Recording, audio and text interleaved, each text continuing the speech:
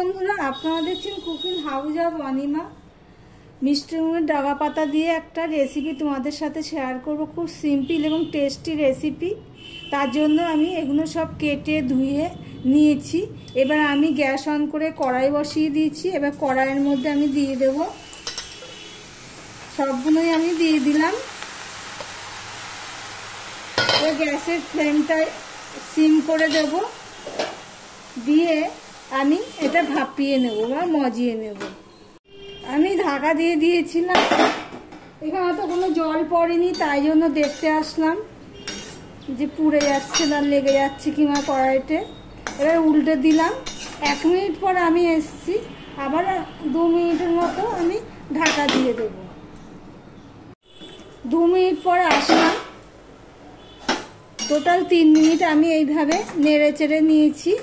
এবার আমি গ্যাসের ফ্লেমটা অফ করে দিলাম, এবার ঢাকা দিয়ে দিলাম। এদিকে দেখো, সর্ষে নিয়ে নিয়েছি। সর্ষেটা আমি ভিজিয়ে রেখেছিলাম, 2 চামচ 2.5 চামচের মতন হবে সর্ষে। আর এখানে কাঁচা লঙ্কা 4টে আর রসুন 4 কোয়া, এগুলো আমি মিক্সিতে দিয়ে পেস্ট করে নেব।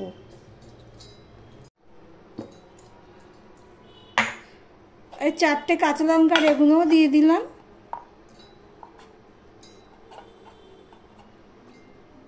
খালি করে বসিয়ে দিয়েছি গ্যাস অন করে। কড়াই গরম হয়ে গেলে আমি এখানে সাদা তেল দিয়ে দিলাম।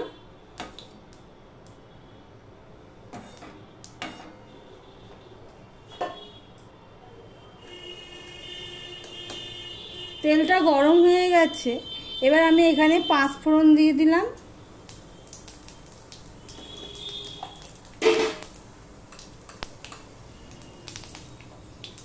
একটু নুন দিয়ে দিচ্ছি, একটু হলুদ দিয়ে দিলাম। এবার আমি এখানে একটুখানি আদা দিয়ে দিলাম।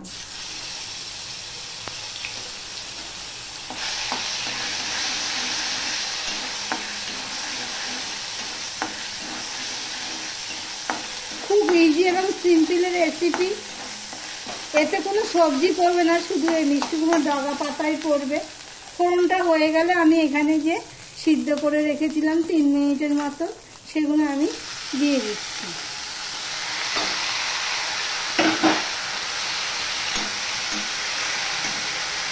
আমি অল্প একটু নুন দিয়েছি আর একটুখানি হলুদ দিয়েছি। নুনটা আমি পরে দেব।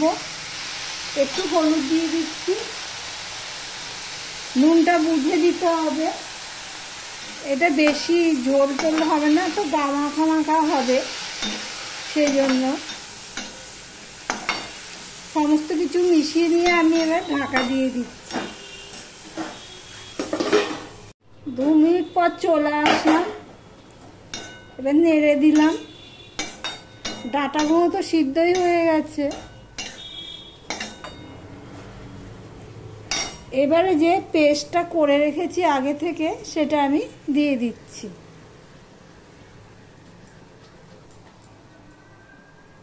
মিক্সি ধুয়ে একটু জল দিয়ে দিচ্ছি।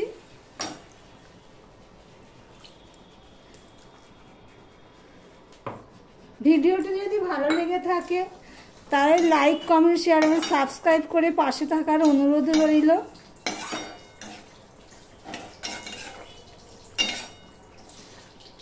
এবার আমি এটা আবারও ঢাকা দিয়ে দেব ফোটার জন্য। ঢাকা তুলে নেড়ে দিয়েছি, 2 মিনিটের মতন ফুটিয়ে নিয়েছি। আর নুনটা একটু টেস্ট করে দেখেছি, আর একটু নুনও দিয়ে দিয়েছি। এবার এর মধ্যে আমি এই চিনিটুকু দিয়ে দিলাম। তোমরা একবার ট্রাই করে দেখতে পারো, খুব দারুণ রেসিপি। চিনিটা দিয়ে আরেকবার একটুখানি নেড়ে চেড়ে ফুটিয়ে নেব।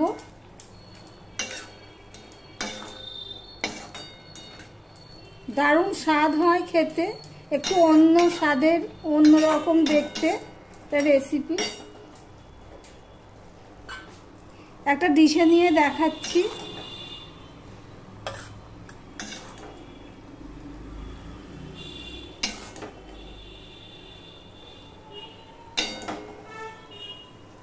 এই দেখো কিরকম হয়েছে, দারুণ স্বাদ হয়। তোমরা একবার ট্রাই করে দেখতে পারো, যদি কেউ রান্না করো তাহলে কমেন্ট করে জানিও কেমন হয়েছে। ভিডিওটি আজকের মতন এখানেই শেষ করলাম, আবার অন্য কোনো ভালো রেসিপি নিয়ে চলে আসবো। টাটা।